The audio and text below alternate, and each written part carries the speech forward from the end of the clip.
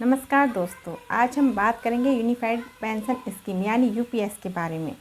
केंद्र सरकार ने आगामी विधानसभा चुनाव से पहले केंद्रीय कर्मचारियों को ये बड़ी सौगात दी है। मोदी सरकार ने केंद्रीय कर्मचारियों के लिए यूनिफाइड पेंशन स्कीम यानी यूपीएस को लागू करने का फैसला किया है, जिसके बाद से देश भर में यूनिफाइड पेंशन स्कीम को लेकर चर्चा हो रही है।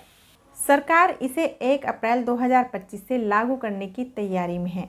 ऐसे में हर सरकारी कर्मचारी के लिए ये समझना जरूरी हो जाता है कि आखिर यूनिफाइड पेंशन स्कीम क्या है, इसके फ़ायदे क्या क्या हैं, इसके तहत किसे पेंशन मिल पाएगा और जिन लोगों ने नेशनल पेंशन स्कीम यानी एनपीएस के तहत फ़ायदा लिया है या वे अब इस स्कीम का फ़ायदा उठा सकते हैं।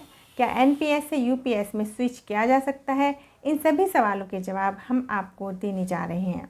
हाल में केंद्र सरकार ने एक नई पेंशन स्कीम का ऐलान किया है, जिसका नाम यूनिफाइड पेंशन स्कीम यानी यूपीएस है। इस योजना का मकसद सरकारी कर्मचारियों को रिटायरमेंट के बाद गारंटेड पेंशन देना है। इसका फ़ायदा केंद्र सरकार के करीब 23 लाख कर्मचारियों को मिलने वाला है।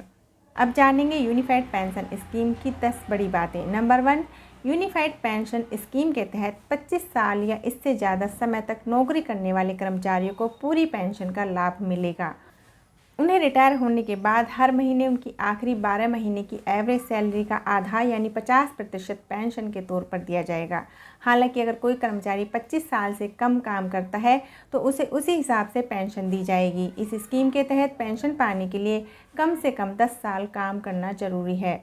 नंबर 2, सरकार ने यूपीएस पेंशन फंड में अपना योगदान भी बढ़ा दिया है। पहले इसमें सरकार की तरफ से 14% का कॉन्ट्रीब्यूशन किया जाता था, लेकिन अब यूपीएस के तहत सरकार का कॉन्ट्रीब्यूशन बढ़कर 18.5% हो गया है। नंबर 3, यूपीएस के तहत कर्मचारी को फैमिली पेंशन का भी फ़ायदा मिलेगा। यदि नौकरी के दौरान या रिटायरमेंट के बाद किसी सरकारी कर्मचारी की मौत हो जाती है तो पति या पत्नी को पेंशन दी जाएगी, लेकिन पेंशन अमाउंट कर्मचारी को मिल रही पेंशन का 60% होगा। नंबर 4, यूपीएस के तहत सरकार ने एश्योर्ड मिनिमम पेंशन की भी गारंटी दी है। इसके तहत कम से कम 10 साल की काम करने वाले कर्मचारियों को रिटायरमेंट पर हर महीने 10,000 रुपये की पेंशन मिलेगी।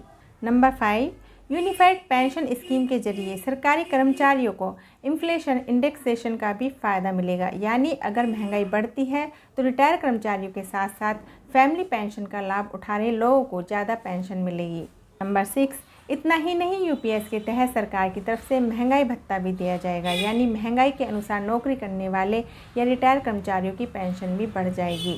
नंबर 7, जब कोई कर्मचारी रिटायर हो जाएगा तो यूपीएस के तहत कर्मचारियों को ग्रेच्युटी के अलावा सरकार की तरफ से कुछ एकमुश्त पैसे भी दिए जाएंगे। इसके तहत कर्मचारी को प्रत्येक 6 माह की सर्विस के लिए उसके अंतिम मासिक वेतन यानी रिटायरमेंट के वक्त मिलने वाली बेसिक सैलरी और महंगाई भत्ते का 10% भुगतान किया जाएगा।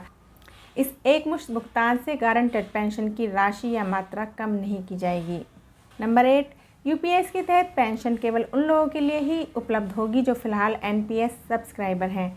इनमें रिटायर्ड कर्मचारी भी शामिल हैं। साल 2004 में एनपीएस के लागू किए जाने से लेकर 31 मार्च 2025 को या उससे पहले तक जितने भी कर्मचारी रिटायर होंगे वे सभी यूपीएस के तहत पेंशन सुविधा ले सकेंगे।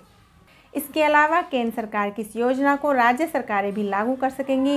इससे राज्यों के 90 लाख कर्मचारियों को फ़ायदा मिलेगा। नंबर 9, सरकारी कर्मचारी एनपीएस या यूपीएस में से कोई भी स्कीम चुन सकते हैं। अगर किसी कर्मचारी ने एक बार यूपीएस के तहत लाभ लेने का फैसला कर लिया तो वह एनपीएस में फिर से नहीं लौट सकता है।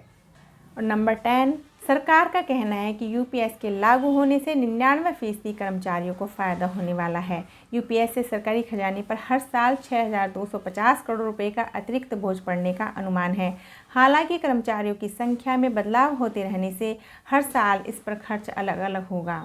तो आपको हमारी ये जानकारी कैसी लगी? अगर आपको हमारी ये जानकारी अच्छी लगी है तो प्लीज़ वीडियो को लाइक कीजिए, चैनल को सब्सक्राइब कीजिए और इस जानकारी को अपने दोस्तों के साथ भी साझा कीजिए।